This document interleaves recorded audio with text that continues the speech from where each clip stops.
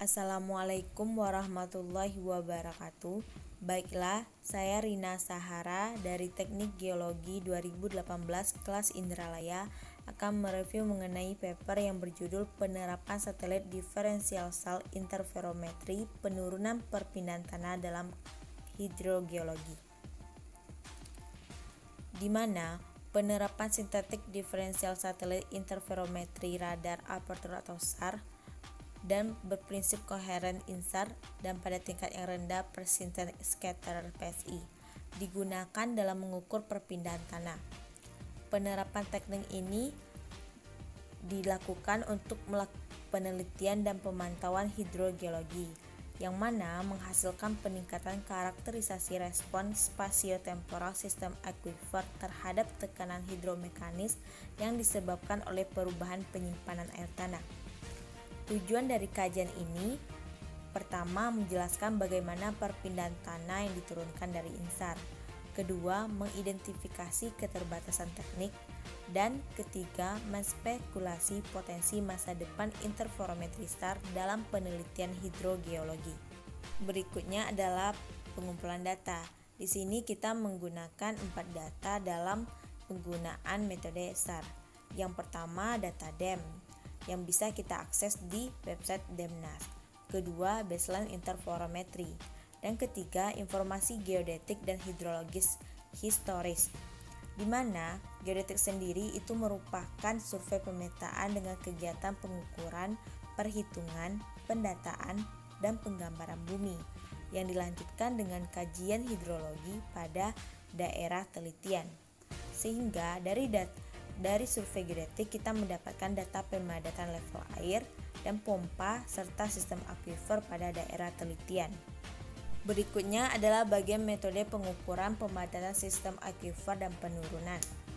Di sini terdapat 10 macam metode dalam analisis pengukuran sistem akuifer, yaitu spirit level, geodynamimeter, borehole extensometer, horizontal extensometer, tap, infrared, cross tube, GPS, dan satelit SAR yang meliputi INSAR dan PSI. Namun, di sini penulis berfokus pada satelit SAR interferometry yang melingkupi INSAR dan interferometry pencar persisten. INSAR kita melakukan survei geodetik dan ekstensometer lubang bor, sedangkan PSI melibatkan 30 pemrosesan, interferogram untuk mengidentifikasi jaringan persisten, dan ketiga, penerapan ini dilakukan di lingkungan perkotaan, di mana kepadatan pemancarnya yang stabil. Dalam kajian ini, proses yang dilakukan di antaranya pengukuran perpindahan tanah yang diturunkan menggunakan informasi geodetik dan hidrologis historis. Selanjutnya dilakukan pengukuran pemadatan sistem akuifer secara bersamaan dan simulasi air tanah di aliran.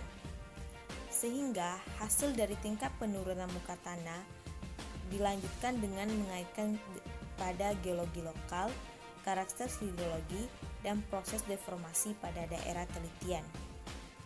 Hasil yang didapat dari penggunaan INSAR dalam beberapa penelitian ini diantaranya, yang pertama, Lembah Santa Clara, California. Di sini disebabkan penurunan tanah oleh pengambilan air tanah yang berlebihan. Dilihat pada gambar, penglihatan kontur yang hitam menandakan sejarah atau cerita dari penurunan air tanah pada Lembah Santa Clara.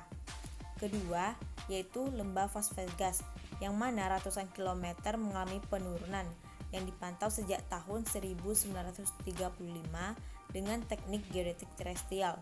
Dari hasil penelitian, kerusakan tanah dan kemiringan menjadi penyebab penurunan permukaan, dan pola spasial dari tingkatan penurunan permukaan tanah diakibatkan oleh sesar quarter. Berikutnya, di daerah sentral Yucatan, Nevada, di mana tingkat spasial penurunan muka tanah yang diturunkan oleh INSAR membentuk mangkok penurunan elips sedalam 140 mm selama periode 5 tahun, dan di sekitar pusat-pusat pengujian yang diledakkan di bawah permukaan air, dan perpotongan ke barat dan timur oleh sesar Top Galan dan Yucca yang mengikat tumpukan tufa. Penurunan ini diturunkan dari INSAR untuk 3 orang periode waktu berurutan, di mana pengamatan ini di dalam area bertekanan berlebih Yucca Flat Tengah Nevada. Berikut merupakan garis waktu menunjukkan periode turunan INSAR dan permukaan air. Pengamatan dengan besaran perubahan ketinggian air digunakan untuk mengkalibrasi penampang dan model 3 dimensi pada daerah pusat Yucca Flat, Nevada. Dan di sampingnya merupakan penurunan muka tanah yang diukur menggunakan teknik geodesi terestrial, level spirit, dan GPS, yang mana pola penurunan daerah ini terinflasi dari jaringan benchmark yang jarang. Dari pembahasan di atas, dapat disimpulkan bahwa INSAR tidak seutuhnya bisa mencerminkan keadaan penurunan muka tanah di cekungan aquifer.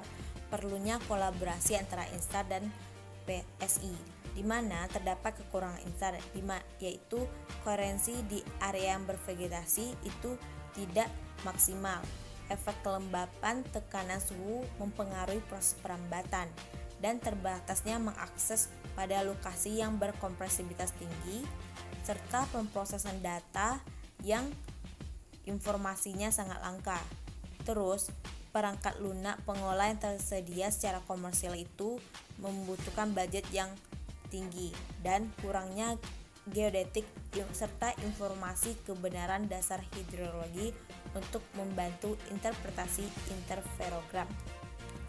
Dan di sini INSAR saat ini kurang dimanfaatkan untuk karakterisasi hidrogeologis cekungan di semua sistem aquifer aluvial. Namun untuk beberapa masa tahun ke depan, INSAR akan mengeluarkan suatu aplikasi untuk kajian hidrologi, di mana kita dapat mengidentifikasi karakteristik spasial dan temporal dari deformasi yang terkait. Kedua, mengevaluasi deformasi horizontal dalam sistem aquifer. Dan ketiga, mengidentifikasi serta menghitung perpindahan yang dikaitkan dengan deformasi sistem aquifer yang diukur dalam jaringan pemantauan tektonik.